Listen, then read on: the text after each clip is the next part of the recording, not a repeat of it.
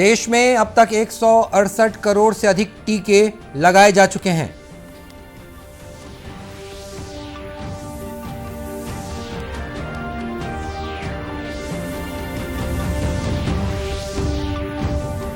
आज विश्व कैंसर रोधी दिवस है। केंद्रीय स्वास्थ्य मंत्री ने कहा, सरकार कैंसर का जल्द पता लगाने और किफायती उपचार सुनिश्चित करने के लिए प्रतिबद्ध।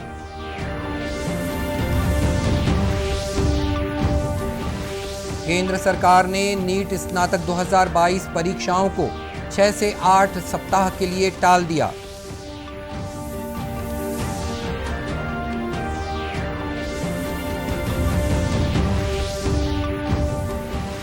और प्रसिद्ध साहित्यकार और छत्तीसगढ़ राजभाषा आयोग के पूर्व अध्यक्ष पंडित दानेश्वर शर्मा का निधन।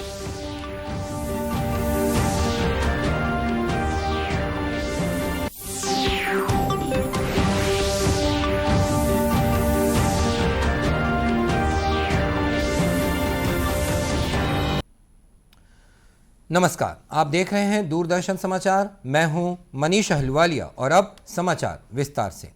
राष्ट्रव्यापी कोविड टीकाकरण अभियान के अंतर्गत देश में अब तक 168 करोड़ 47 लाख से अधिक टीके लगाए जा चुके हैं। इधर छत्तीसगढ़ में भी कोरोना से बचाव के लिए टीकाकरण अभियान जोर शोर से जारी है।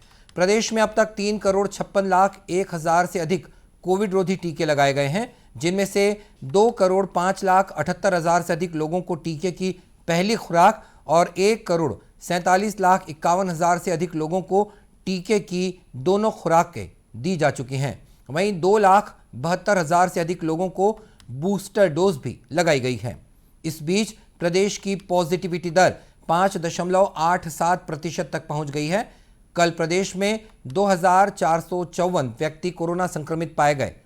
वर्तमान में प्रदेश में 20,000 से अधिक मरीजों का इलाज विभिन्न अस्पतालों या होम आइसोलेशन में जारी है। वहीं देश में कोरोना संक्रमण से ठीक होने की दर 95.39% हो गई है।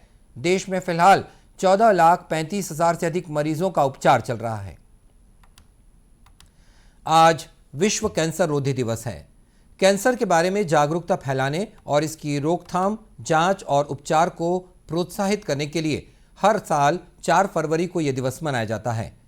केंद्रीय मंत्री मनसुख मांडविया ने कहा है कि इस घातक बीमारी के बारे में जागरूकता फैलाने और कैंसर रोगियों की सहायता करने के जरिए कैंसर से निपटने के वैश्विक प्रयासों में सभी को सहयोग करना चाहिए। स्वास्थ्य मंत्री ने कहा कि केंद्र सरकार कैंसर का जल्द पता लगाने और इसके किफायती उपचार को सुनिश्चित करने के लिए प्रतिबद्ध है। इधर छत्तीसगढ़ में भी कैंसर रोग के प्रति लोगों में जागरूकता लाने के लिए विभिन्न कार्यक्रम चलाए जा रहे हैं। इसी कड़ी में कैंसर रोग के प्रति लोगों को जागरूक करने के उद्देश्य से आज दुर्ग में जन जागरूकता रथ निकाला गया। मुख्य चिकित्सा और स्वास्थ्य अधिकारी डॉक्टर गंभीर सिंह ठाकुर ने इस रथ को झंडी दिखाकर रवाना किया। ये रथ जिले के विभिन्न क्षेत्रों का भ्रमण कर लोगों को कैंसर के लक्षण और उससे बचाव के उपायों के प्रति जागरूक करेगा।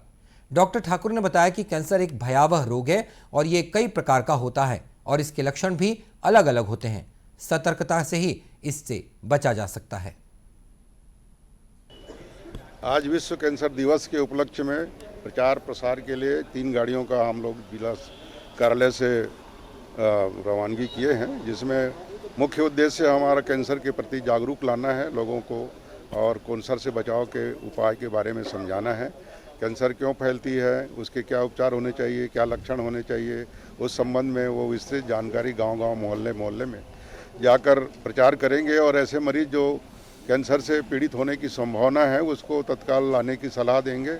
उनका उपचार की आवश्यक व्यवस्था करेंगे। इन्वेस्टिगेशंस और अच्छे अस्पतालों में भेजने की भी व्यवस्था की जाएगी।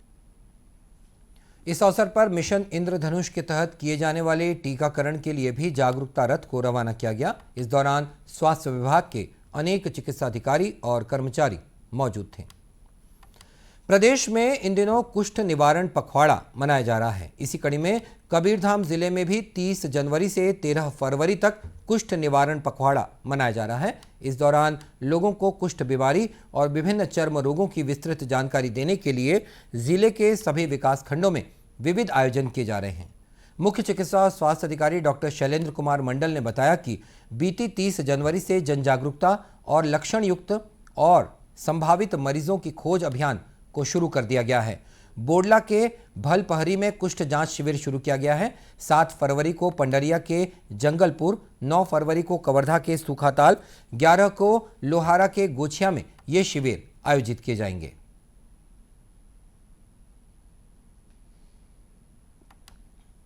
कबीरधाम जिले में कुष्ठ निवारण पखवाड़ा 30 जनवरी से 13 फरवरी तक मनाया जा रहा है। इस अभियान के अंतर्गत हम लोगों ने हाई रिस्क एरिया, विशेष रूप से कुछ ऐसे चिन्हांकित क्षेत्र जहां पे कुष्ठ रोग प्रभाव दर ज़्यादा है, वहां पे स्कूल, वहां के घरों में दस्तक देके हमारे एक्टिव केसेस की खोज की जा रही है। पिछले विशेष खोज अभियान 14 जुलाई से 31 दिसंबर तक संपादित किया गया। इस अभियान के अंतर्गत कुल 66 नए कुष्ठ रोगी मरीजों की पहचान की गई। जिले के कुष्ठ नियंत्रण अधिकारी डॉक्टर BL राज ने बताया कि जिले में कुष्ठ खोज अभियान के तहत अब तक 69 कुष्ठ के संभावित मरीजों की खोज की गई है। 14 जुलाई से लेकर के जो है 31 दिसंबर के बीच में जो SDRS कार्यक्रम कुष्ठ खोज अभियान जो चला, जिसमें हमारा जो है 68 मरीजों की पहचान किया गया और हमने जो है प्रत्येक ब्लॉक में जो पुराने मरीज हैं जिनकी दवाई जिनको दिए उनका इलाज ख़त्म हो चुका है, RFT कर दिया गया है, उन मरीजों के परिवार में जाकर के हेल्दी कॉन्टैक्ट किया जा रहा है ताकि जो है उन परिवार के अन्य सदस्य को किसी प्रकार का संक्रमण तो नहीं है। CMHO और जिला कुष्ठ नियंत्रण अधिकारी ने लोगों को कुष्ठ बीमारी से सतर्क रहने और सही समय पर चिकित्सकीय सलाह लेकर उपचार कराने की अपील की है। केंद्र सरकार ने नीट स्नातक 2022 परीक्षाओं को 6 से 8 सप्ताह के लिए टाल दिया है। पहले ये परीक्षा अगले महीने 12 मार्च को होने वाली थी। हाल के एक आदेश में केंद्रीय स्वास्थ्य मंत्रालय ने कहा कि नीट स्नातक 2022 परीक्षा की तिथि में देरी के अनुरोध के संबंध में मेडिकल डॉक्टरों से बहुत से अभ्यावेदन प्राप्त हो रहे थे, क्योंकि नीट स्नातक 2021 परीक्षा की काउंसिलिंग उसी दिन होनी है। दक्षिण पूर्व मध्य रेलवे बिलासपुर मंडल के महाप्रबंधक आलोक कुमार ने आज अपने कोरबा प्रवास के दौरान रेलवे स्टेशन और रेलवे पुल का निरीक्षण किया। इस दौरान उन्होंने रेलवे के उद्यान का लोकार्पण भी किया। इस मौके पर पत्रकारों से बातचीत करते हुए महाप्रबंधक ने कहा कि कोरबा जिले का रेल क्षेत्र काफ़ी महत्वपूर्ण है।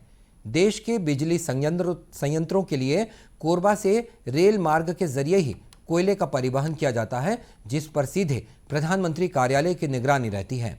महाप्रबंधक ने बताया कि कोरबा से पेंड्रा तक की लाइन और बिलासपुर से झारसुगड़ा तक की निर्माणाधीन लाइन की सीधी निगरानी भी PMO कार्यालय द्वारा की जा रही है। उन्होंने बताया कि रेलवे और केंद्र सरकार लगातार क्षेत्र के विकास और यात्री सुविधाओं की दिशा में काम कर रहे हैं।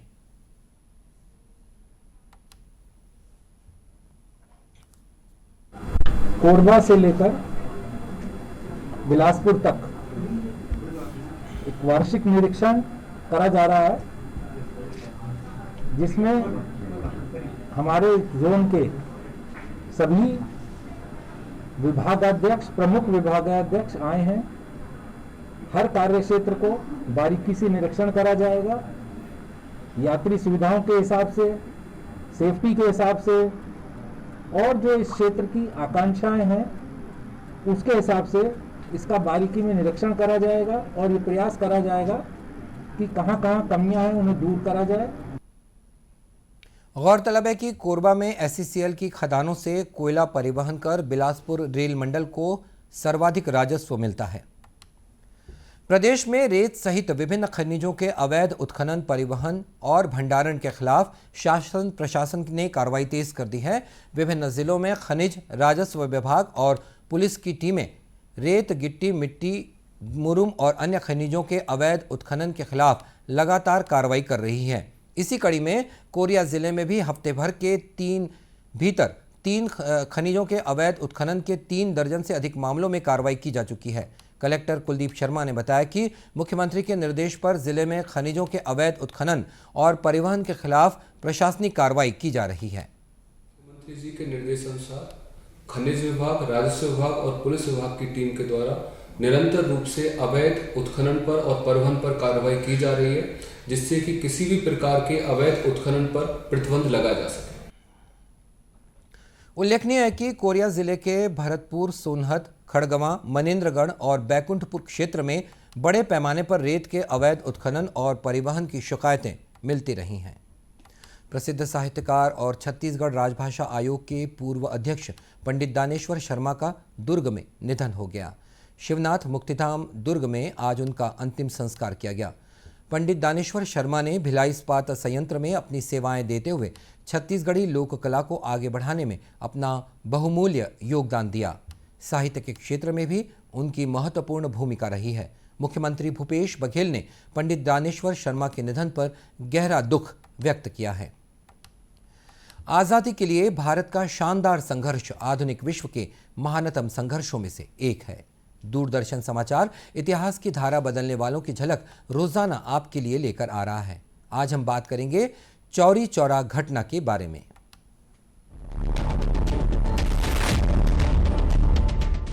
आज से ठीक 100 साल पहले 4 फरवरी 1922 को चौरी चौरा की घटना हुई थी। गांधी जी ने 1 अगस्त 1920 को असहयोग आंदोलन शुरू किया था। आंदोलन ने अगले 1.5 साल में जैसे जैसे गति पकड़ी, देश भर में बड़ी संख्या में कार्यकर्ता सक्रिय हो गए।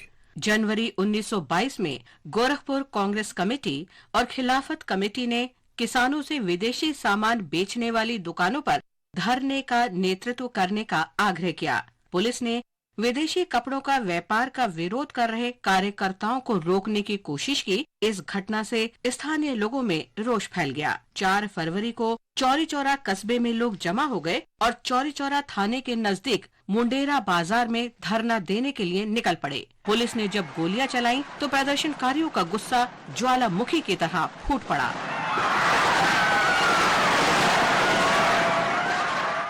प्रदर्शनकारियों ने पुलिस पर जमकर हमला बोला। भीड़ ने थाने में आग लगा दी। 23 पुलिसकर्मियों की मौत हो गई और पुलिस की काफी संपत्ति नष्ट हो गई। इस घटना से आहत होकर महात्मा गांधी ने असहयोग आंदोलन को रोकने का फैसला किया, जिसे अंततः 12 फरवरी 1922 को रोक दिया गया। चौरी चौरा घटना के लिए ब्रिटिश प्रशासन ने 200 से अधिक प्रदर्शनकारियों पर मुकदमा चलाया। उनमें से 6 की पुलिस हिरासत में मौत हो गई। 8 महीने के लंबे मुकदमे के बाद 172 लोगों को मौत की सजा सुनाई गई थी। इस फैसले पर गंभीर प्रतिक्रिया हुई थी, जिसके बाद इलाहाबाद उच्च न्यायालय ने अपने फैसले को संशोधित किया और 19 को मौत की सजा, 110 को आजीवन कारावास और शेष को लंबे कारावास की सजा सुनाई। इन शहीदों के सम्मान में इस स्थल पर आज शहीद स्मारक खड़ा है। देश के इन वीर सपूतों को हम नमन करते हैं।